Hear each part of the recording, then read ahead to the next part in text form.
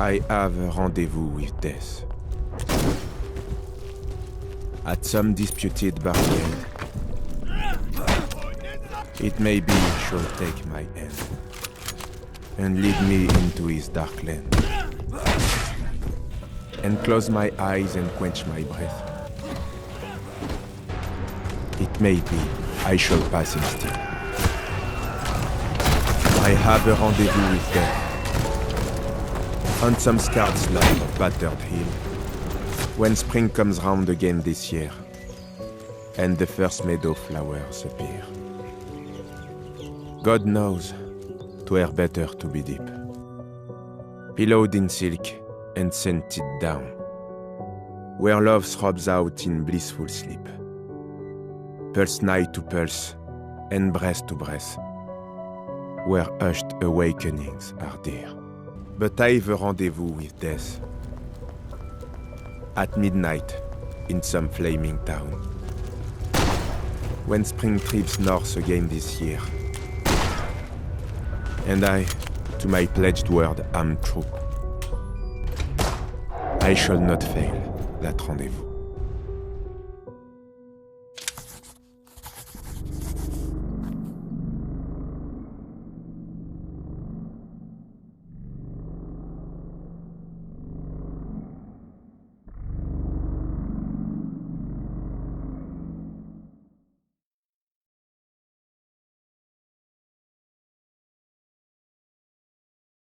Well, it's no secret to anyone that World War I truly is a great setting for horror media, especially if it plants you in the shoes of a Frenchman. Blech. So welcome back to the Battle of Verdun. It's 1916 and this is Conscript.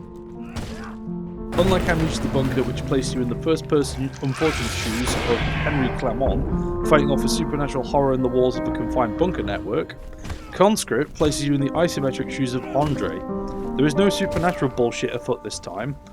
The horror here is the horror of war. You don't fight supernatural horrors, just other young men in a different uniform that have a different language to you, across trenches, bunkers, fields, tunnel networks, and forts.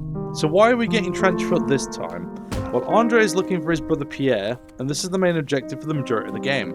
The game is split up into 6 chapters, with the first being the opening battle/tutorial. Each chapter is broken up with a flashback scene before Andre and Pierre are conscripted in 1915. Chapter 2 is the official start point of the survival horror. You are put into Andre's shoes just as the Germans launch another assault on the fort you were defending. After finding his brother unconscious and fighting the German attack off, you are knocked unconscious and left for dead. Finding yourself now technically behind enemy lines, you have to explore to find help. After about 3 to 4 hours of battering Germans and solving puzzles in the trenches, and fending off another attack, if you aren't a coward,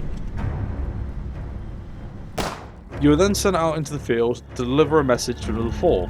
After various puzzles, this leads back to the trenches and then across no man's land, to a burning town, and eventually a German-held fort. I won't be going into super heavy spoilers since I feel this is a story that needs to be played and experienced yourself.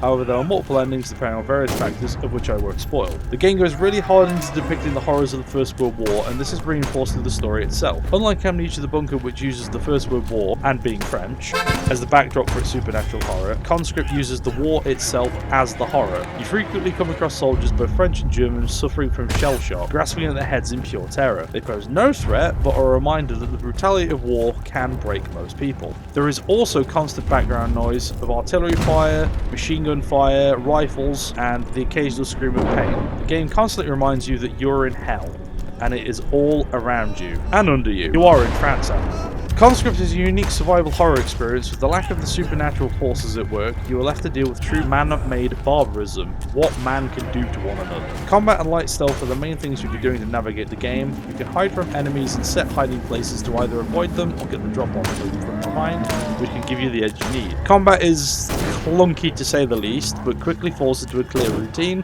which I think works in the game's favour. Remember, you're fighting German soldiers, not zombies or whatever supernatural horror you can think of. Combat is clunky and stiff, especially in tight trenches and bunkers.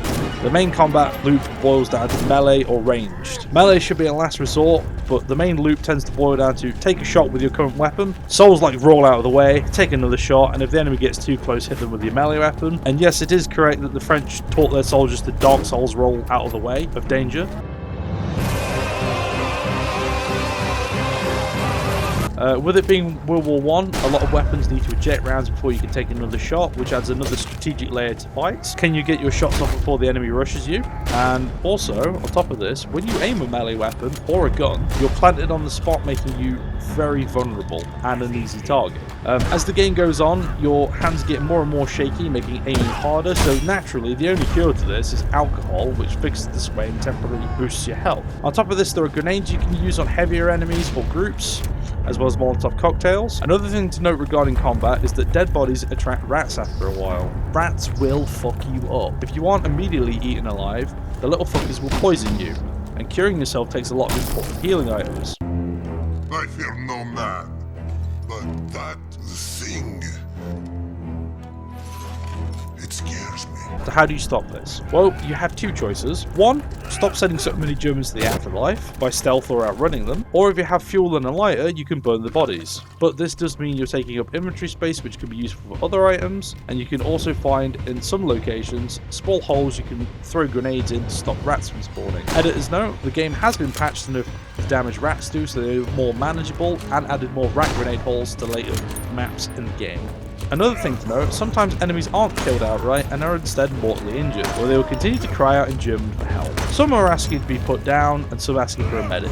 Unfortunately for them, from a gameplay perspective, I figured out if they're in this state, it was better for me, as they don't attract rats. So they continue to bleed out for the remainder of the game. Oh, and if that wasn't enough, sometimes the Germans drop pictures of their families, to really drive in the point that you've killed somebody. The game is very clearly inspired by old school Resident Evil games, which it wears its influences from very clearly, which is no bad thing. There are save rooms all over the game containing storage chests to store gear, a lamp to save your game, which uses ink tablets, another resource to manage depending on the settings, so saves can be limited, and a merchant you can buy items from and sell items to. However, unlike merchants in other survival horror titles, the trader here takes cigarettes as payment, so keep an eye out for them. They're everywhere.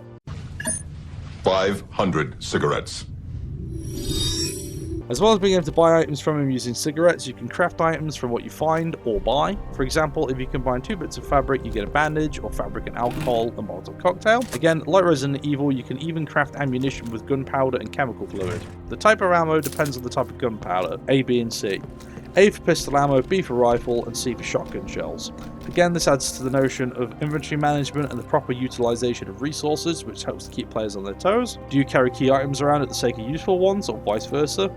As well as this, you can find gun parts scattered around the environment, or buy them, which allows the merchant to improve your weapons statistics, which is incredibly useful. Another thing worth noting, you can buy or find morphine and stimulants from the merchant or around the map, which increase your health and stamina. Definitely worth having if you don't want your skull to be caved in by hands staring at you. Also, you can find improvements to your inventory, again via the merchant or around the map, which increases the amount of inventory space you have.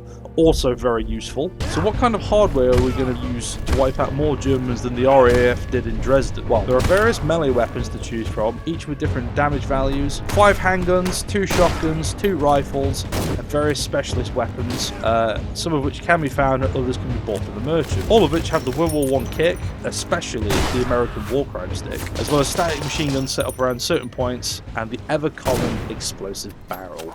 The worst PewDiePie character. Barrels! What kind of enemies are we fighting?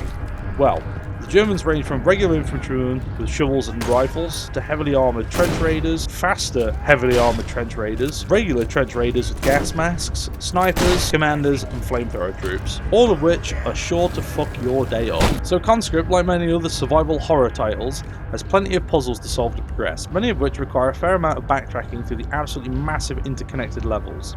Usually solving one puzzle unlocks the means to solving another, so if you can't do one, chances are another one will unlock the means to do so.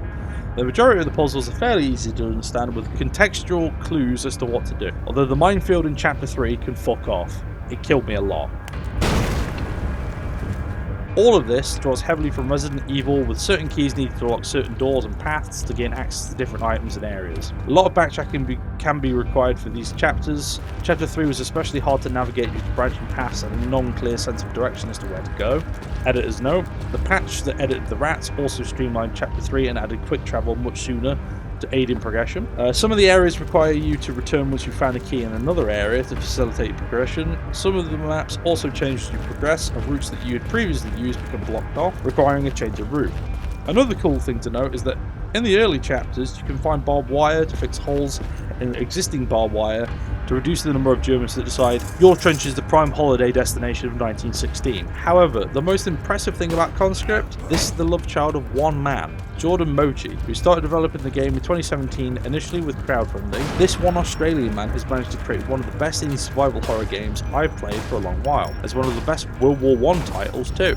This game is up there with other recent indie hits such as Signalis and Crow Country to name a few examples. Conscript is a tight experience from start to finish and a compelling one at that. Despite the lack of the supernatural, the game manages to maintain the horror throughout with striking imagery and haunting atmosphere as well as the occasional surprise. He's also done an impressive job of dehumanizing the Germans to the point where they could be mistaken for supernatural horrors. So would I recommend the game? Absolutely. If you enjoy World War I, classic survival horror, or both, most definitely, I enjoyed more or less every moment of the game, even some of the more tedious sections of backtracking. This is an experience worth trying. The trench foot and shell shock are worth the ride.